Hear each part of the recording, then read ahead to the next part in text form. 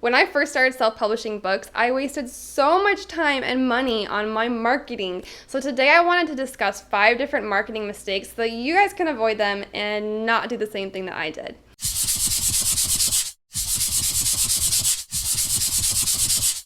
Number 1 is sharing your book with family and friends. And I don't mean just giving them a copy of your book, because honestly, obviously that's fine.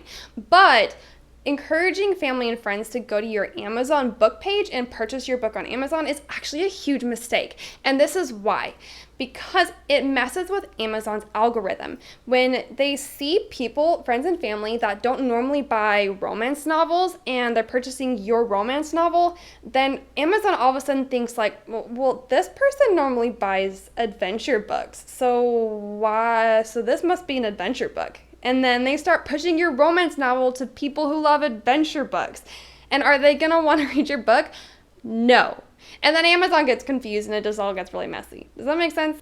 Mistake number 2 is paying influencers and freelancers. And this is a huge mistake that I made that has cost me a lot of money. But hey, we learn, right? Now, there's a couple of different freelance sites called Upwork and Fiverr.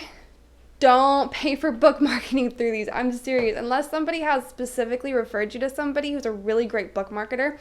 And this is why. Okay, I've paid someone to talk about my book on their podcast. I've paid somebody to give me a list of YouTube influencers. Now, with both of these, I've also paid people to put me in their email list to send out my book to their email list, right?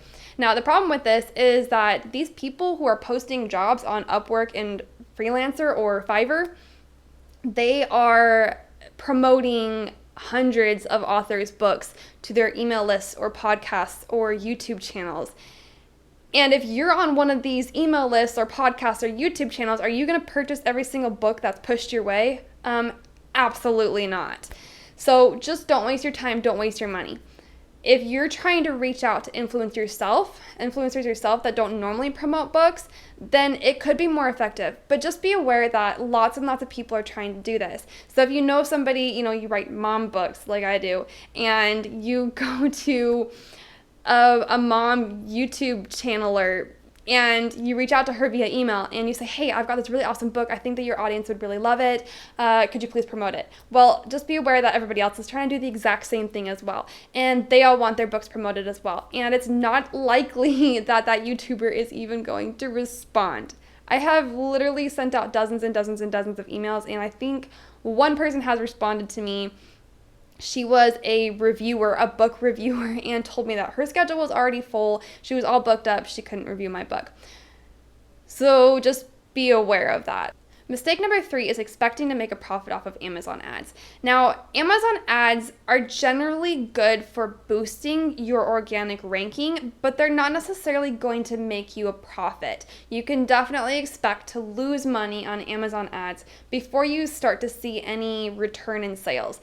And this is why keyword research is so important. Okay, I've got a couple videos about keyword research that you should pay attention to because they're going to help you with this. If you're trying to do Amazon ads and you're trying to boost your organic rankings, you need to find a keyword that's not super high competition, and then you run Amazon ads to that keyword so that hopefully when people type that keyword in the search bar on Amazon, that you show up on the page without you having to run Amazon ads to it. And that's the sort of thing that's going to start getting you money.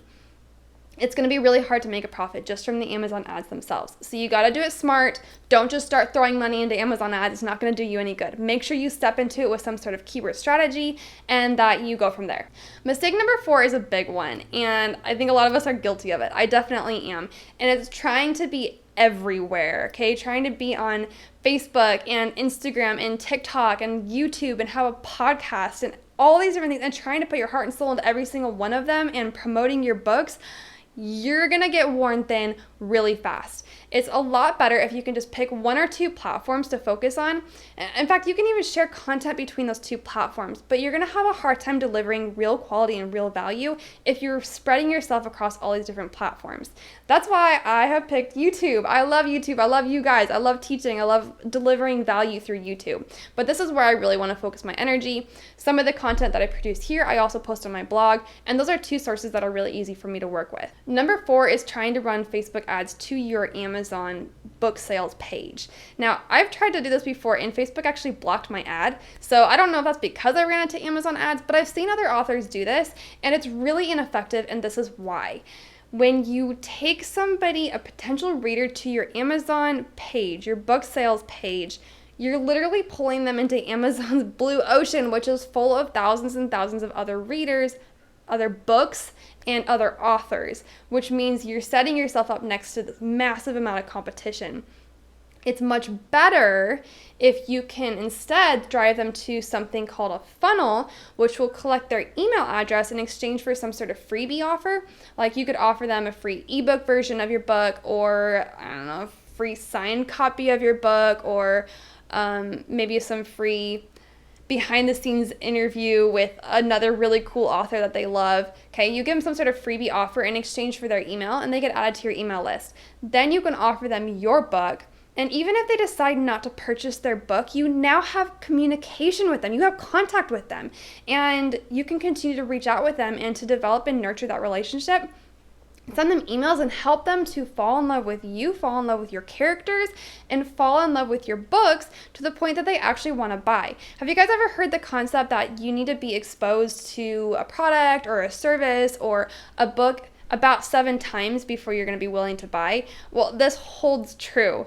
And with Facebook ads, you can do retargeting. So people who have clicked on your ad in the past, you can retarget that audience and send them the same ad over and over again, or slightly different ads, variations of that ad to retarget them. However, you're paying for these ads.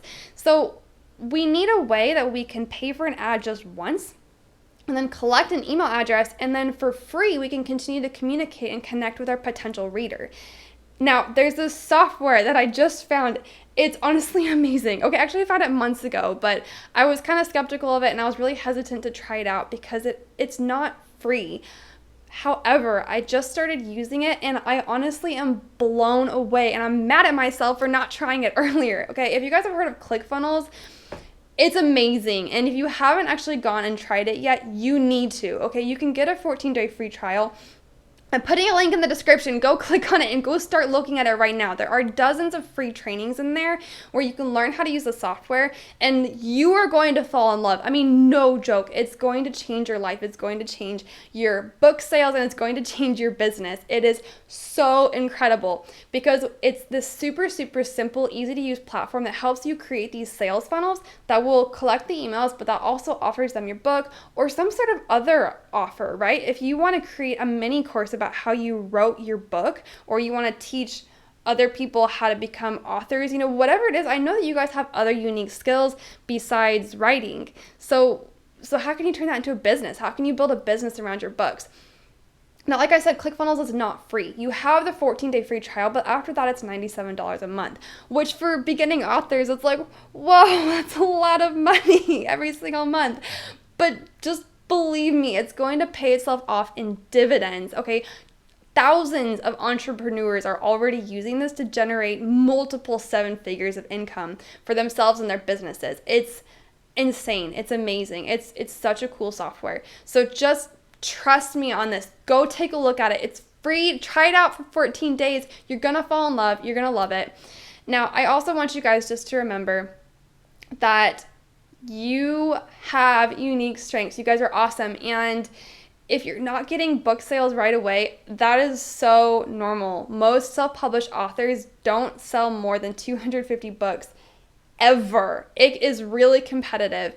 But like I said, this funnel system where you're doing an ad, taking them to your funnel, and creating an email list is a really great way to kind of create your own blue ocean. So you stand out against the competition and you're connecting with your readers in these really cool ways. So don't get discouraged. Just keep trying, keep going. There's so much to learn. It's really fun. Enjoy the process. Love being an author. You guys are awesome. Hope that helps.